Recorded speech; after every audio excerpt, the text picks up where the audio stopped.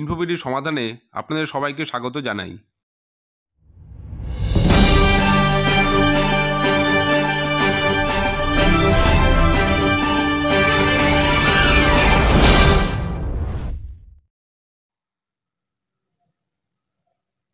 বদলে যাচ্ছে লাইসেন্স পাওয়ার নিয়ম। এবার থেকে লাইসেন্স পেতে আর দৌড়াতে হবে না রিজিওনাল ট্রান্সপোর্ট অফিস বা আরটিওতে। 1 জুন থেকে এমন নিয়ম চালু হচ্ছে গোটা দেশে।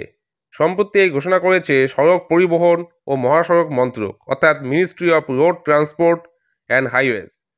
1 জুন 2024 থেকে গাড়ি চালকরা সরাসরি আরটিওর পরিবর্তে ব্যক্তিগত ড্রাইভিং প্রশিক্ষণ কেন্দ্রে ড্রাইভিং পরীক্ষা দিতে পারবেন।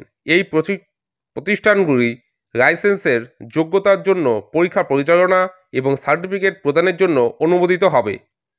নতুন নিয়মের লক্ষ্য হল প্রায় 9 লক্ষ পুরনো সরকারি যানবাহনকে পর্যায়ক্রমে বন্ধ করে কঠোর গাড়ি নির্গমন বিধি প্রয়োগ করে দূষণ হ্রাস করা।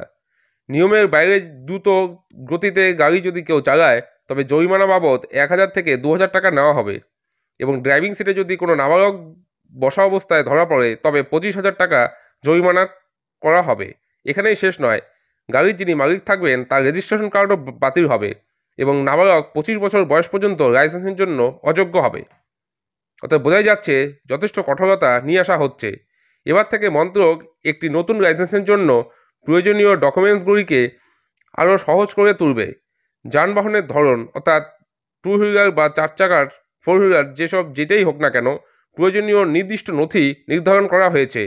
অর্থাৎ 2 চাকার এবং 4 চাকার জন্য পৃথক পৃথক কাগজপত্র প্রয়োজন হবে। এটি আরটিওতে ফিজিক্যালের চেকআপের প্রয়োজনীয়তা হ্রাস করবে।